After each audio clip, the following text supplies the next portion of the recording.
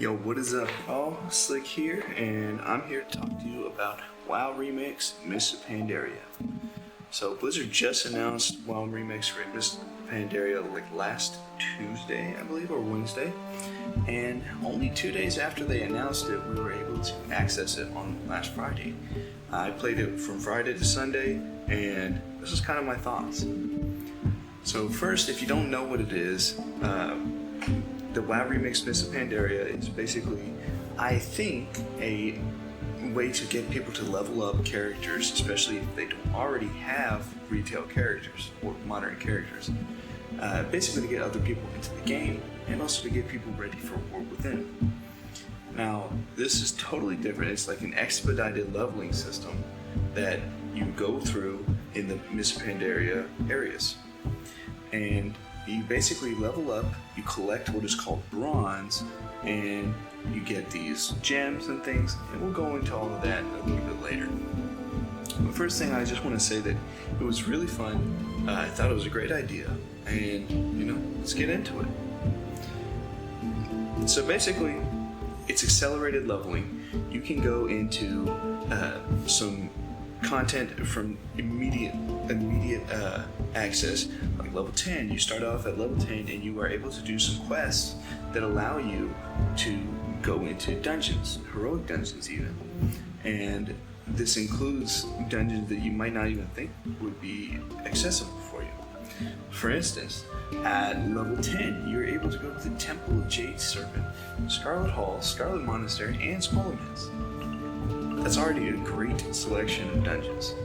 Now, with that said, if you go into one of these and you go into a heroic, you might end up having a situation where people don't know how to play. And, it's no fault of their own, but they are a little bit harder than what I was expecting, or I guess what other people were expecting. Because, time running sounds like time walking. Time walking is a piece of cake. I don't think I've ever died in a time walking dungeon or instance in general. And that said, this one seems to be, it seems so like it's supposed to be tuned to be hard. And that's probably because of the way that the abilities and other stuff that we'll talk about later are created. Now, with other instances that you can go into, at level 10, you have access to scenarios and dungeons. And then at level 25, you have access to a raid, which is totally new. You can actually level up inside of a raid. And this is Mogushan Vaults at level 25. At level 35, you get Heart of Fear. At level 40, Terrace of the Endless Spring. And then at 50, you get Throne of Thunder. 60, Siege of Orgrimmar. And then finally at 70, you get the heroic versions of all of those. Now, this is a brand new idea for World of Warcraft. Other games have done this before. Like even Season of Discovery is kind of doing that in its own way.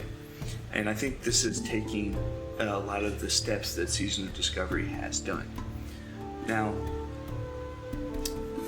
some really cool things about this is you're going to be getting unique abilities that will basically totally change the way that you play World of Warcraft. And these are totally unique to the time running event. So for instance, you have what are called meta gems, tinker gems, and cogwheel gems. You also have the other prismatic gems, but those are not as important or impactful for now. But we'll talk about them as well. So when it comes to meta gems, I'll give you a few examples. For one, you have Funeral Pyre. Funeral Pyre grants the caster primary stat. I played a monk, so I got agility for 1 minute. And I think it scales with your level as well, but I got a certain amount of primary stat and it made me go crazy. Every 1 second, gain a stack of Funeral Pyre, suffering fire damage per stack. Funeral Pyre will be removed early if reactivated. It has 3 minutes. So this is pretty cool. There's some other ones that are even crazier, but the meta gems are not really the ones that are going crazy right now. Actually, specifically, people were complaining about the raids being too easy. because of the Tinker Gems, but we'll get into that in a second. Another one that you can get for the meta gems is something like Soul Tether. Soul Tether. Tether your soul to an ally for 1 hour, redirecting 20% of their damage taken to you as shadow damage. This effect can be used on up to 5 allies. Recasting on a tethered ally or moving further than 40 yards away removes the effect. So obviously this is one for tanking, but basically, I mean, you kind of get the idea that you are getting new stuff, and it's really cool. Now, something that even steps up to be even cooler is this, the Cogwheel Gems. These are basically gems that allow you to steal a movement ability from another class or another time in the game. For instance, you can get Soul Shape, which is the Feywild or whatever. Soul Shape, you basically change it to an animal, you do a blink, and then you have basically a time where you move faster for 12 seconds. It's pretty cool, and you can continue blinking if you keep pressing it. Another thing you have is Door of Shadows. This one's from the Venthyr ability, and you basically get to teleport somewhere that you click. It has a short cast time, and then you just teleport. It's pretty cool. But if you don't like those, you can just get Roll, or Heroic Leap, or Blink, or Sprint, or Disengage. This is a great idea. It's very cool. When I look at this, I think immediately of Warlocks and how I hate the movement ability for Warlocks. But I play a DK, and I play Paladin, and you would think that I would hate that, but no, I think there's something specific about Warlock that I really don't like. But anyways, we're getting off topic. So last but not least, Tinker Gems. Now these are the ones that kind of go crazy. So people say, or they say these are mostly bonus healing. It's not necessarily true. Okay, so some of these are very powerful, and I'm pretty sure they stack. So for instance, Vampiric Aura, your leech is increased by 10%, grant 10% of your leech to your party. That's kind of crazy, especially if you can stack that. So let's say 5 people have this.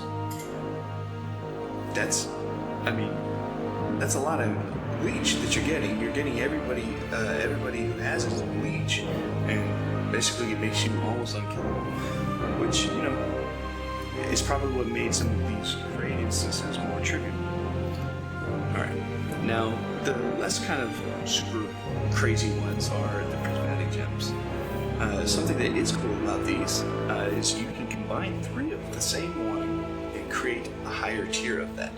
So for instance, if you have a green amethyst, you can put 3 of them together and make a blue amethyst, and then purple, and then orange. Now, these things are very impactful because they give you a huge amount of that stat. So for instance, you got mastery, crit, haste, verse, so on and so forth. And these can be very impactful as well. Obviously, the abilities are the more exciting ones, but these are also very cool.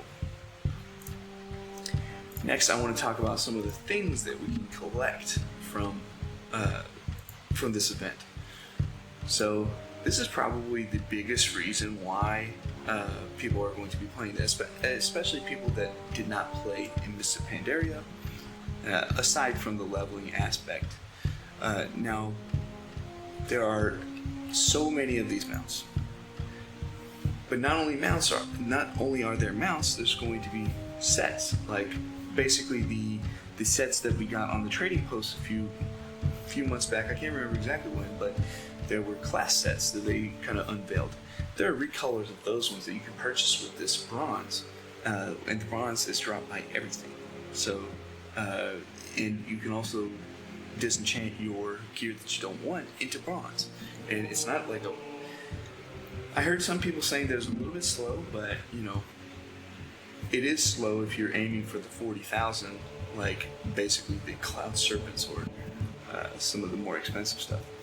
Now, you can look at all this stuff on Wowhead. I'll just give you like a quick rundown of the ones that I really like. I like the Reigns of the Astral Emperor Serpent. It is basically Elegon, but it's gold. It's very cool. I really like that one. Someone said that it was the Piss Serpent, and I thought that was pretty fucking funny. There's a bunch of recolors. Some of them are cool.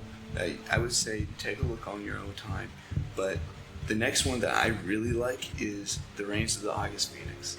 This one is super cool. It's also a recolor, but it's a very cool looking recolor. It is, I believe this one you get automatically. You don't have to pay for this one with bronze, I don't think. I think you get this one via actually getting to level 70 in the event, which is pretty cool. Now, another one that's, I don't necessarily like this, but it is kind of mentionable because it is a mount that used to be on the store. There are 3 new color variants of the Wind Steeds.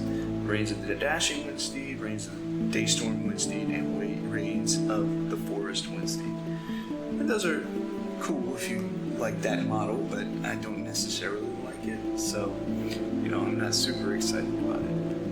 Now, with all that said, there's a bunch of collectibles that you can get, a bunch of like really cool transmogs.